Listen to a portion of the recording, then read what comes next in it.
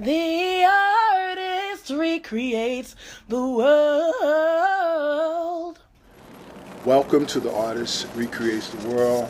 I am with Andaiye Taylor, founder, editor of BrickCityLive.com.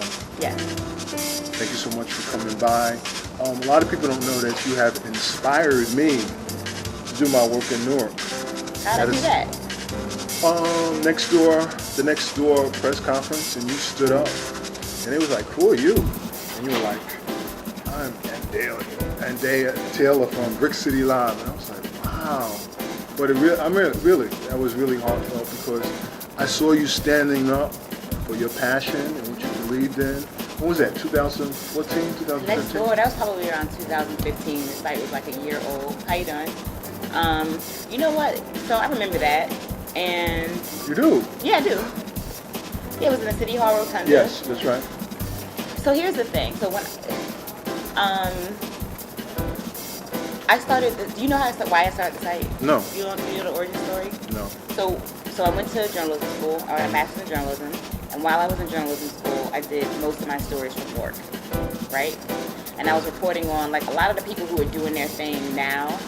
Back when they were just starting out, those are the people I was reporting on, right? And this is in 2010, 11, 12. So 2012, I graduate, and I wanted to keep writing these stories. So I started pitching the stories. I pitched Star Ledger, I pitched New York Times, Wall Street Journal, I pitched NJ Magazine, all these sites and publications, and they kept rejecting the pitches and basically saying, we don't think there's a story here. And I had a mentor at the time, and this mentor was a former editor at the LA Times, and he was the founder of a site called ProPublica, which is won Pulitzer Prizes. He founded it in 2008. And so I asked him to read my pitches and tell me if they were good or bad, because I'm thinking maybe they were just bad. Right.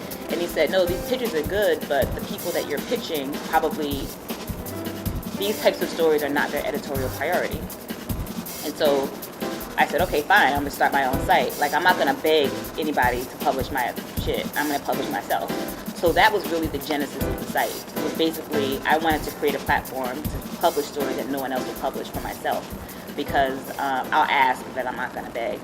So one of the things that was very important to me is I'm not an anti-institutionalist, but I don't believe that established institutions are the be-all, end-all. And I have as much respect for my own institution as I do for ones that have been around. I think you have to have that if you have to respect yourself and project your own respect if you're going to get it from someone else.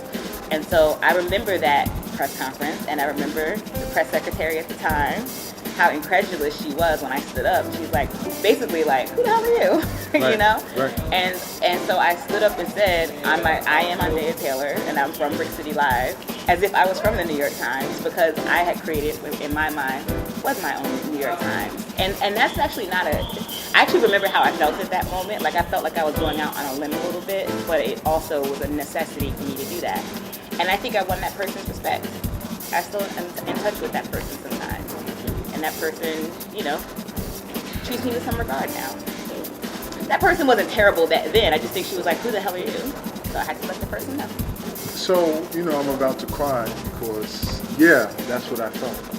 And that's real. And I think as artists, whatever we feel that we need to do, regardless of the circumstances, when we come to the forefront, and not just Newark, but when we come to the forefront, people respond, and they respond in a way out of, not necessarily right or wrong, but out of what culture has impressed upon them. Yeah. So it's up to us to write that or write their impressions at that particular moment. So I have to say that you have done that from then until now. Thank you. And you hit me off because I'm out here, and you got to see her get her one when she gets her articles, when she's doing an article.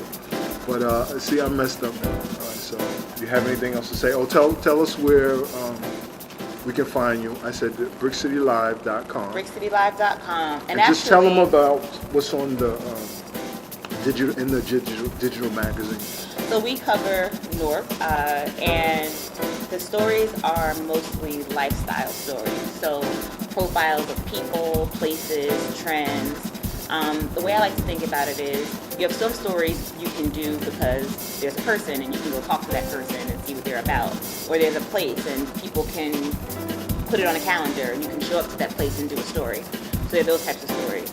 Then there are other stories that you can only do if you understand the culture. So those are like your trend stories. So for example, if you understand a movement that's happening because you're out and talking to people and you can put together what that says about the zeitgeist at the time in that place, that's a story that is not going to appear on a calendar, and that's not a story that you can necessarily like show up and ask people basic questions to get. That's the type of story that you have to have your finger on the pulse of a place and a culture to be able to get. And those are the types of stories that are a priority for us. We don't get to do them as often, but I'm working on that. Congratulations on your work. Thank you.